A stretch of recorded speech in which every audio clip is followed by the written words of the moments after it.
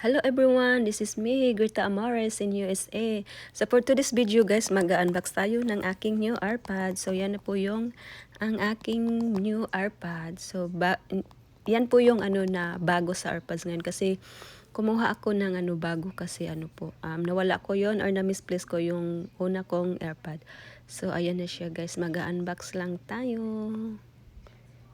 Ayan, ang ganda po ng ng AirPod sa Apple. So, yes. Ayun, may paano-ano pa. So, ayun po siya, guys. Ang hirap mag-unbox tapos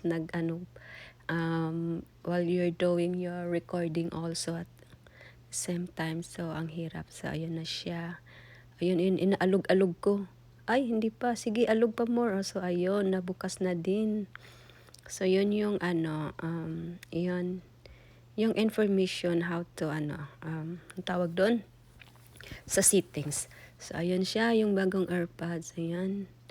And siya, ang hirap, ayan na naman, nahirapan na naman ako. Kasi isa lang kamay ginagamit ko, guys, kasi yung isa nakahawak sa cellphone, o di ba? Ayan, hala, sige, kaya mo 'yan. Ayan na. Ayan, malapit na.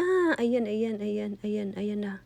Ayan na siya guys, malapit ko nang maialis yung plastic cover. So ayan.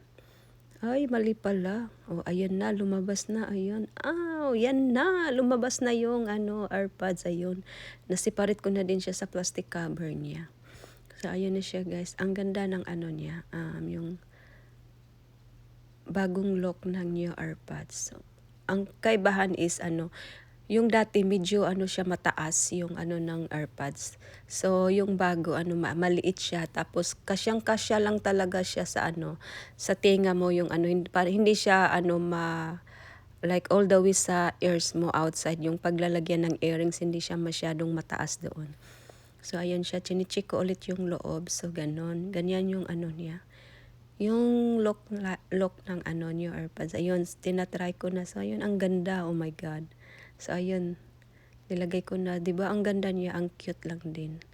So ayun, ang saya ko niyan kasi meron na akong new AirPods. So, yun na yan guys. Thank you for watching. Bye.